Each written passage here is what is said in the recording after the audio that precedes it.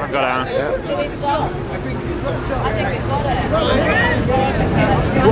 Welcome to this, the recreation of the first Pride in London. Can I get a cheer? Can I get a gay cheer? That was the same cheer because we're all already gay. Brilliant.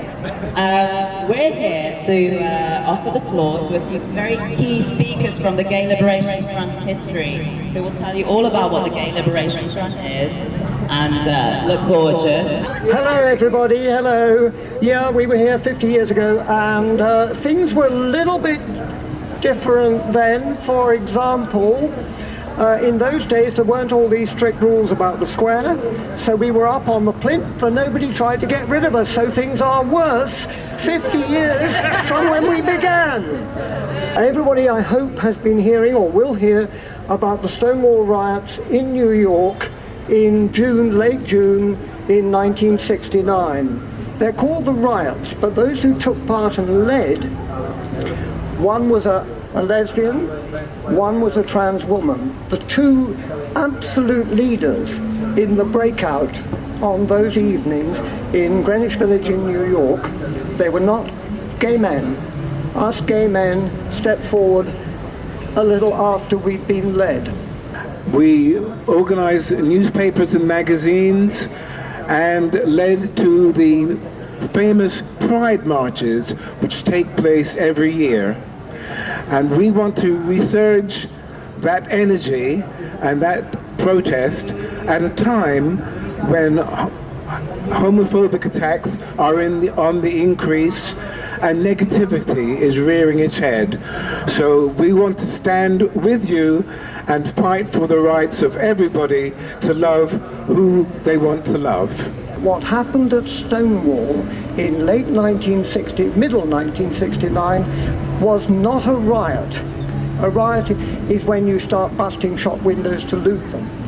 It was called an uprising by those who led it, who took the first steps to get it going.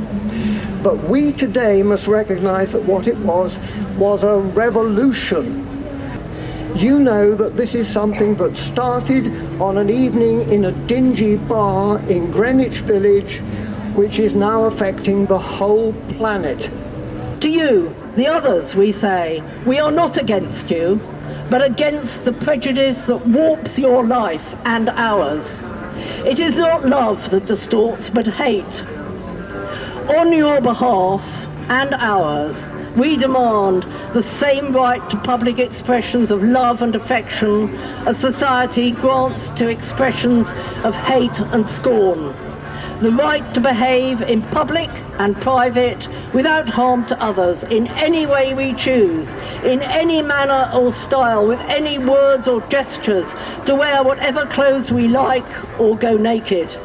An end to the sexual propaganda that distorts the innocence of children, conditions their image of human relationships, and implants guilt and nurtures shame for any sexual feelings outside an artificial polarity. To draw or write or read or publish any material or any information we wish at any time and in any place.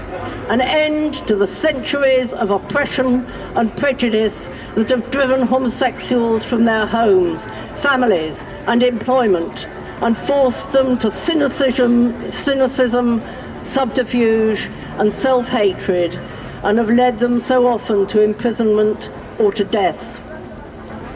In the name of the tens of thousands who wore the badge of homosexuality in the gas chambers and the concentration camps, who have no children to remember, and whom your histories forget, we demand honour, identity and liberation.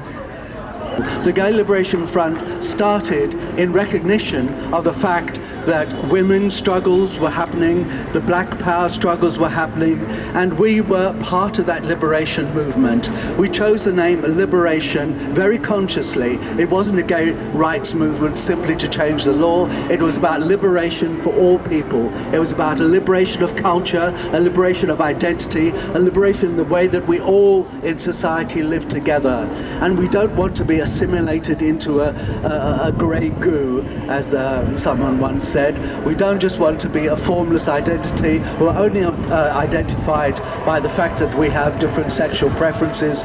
Gay Liberation Front stands for a fact that we actually want to see a complete system change, and that's what we're still advocating for now.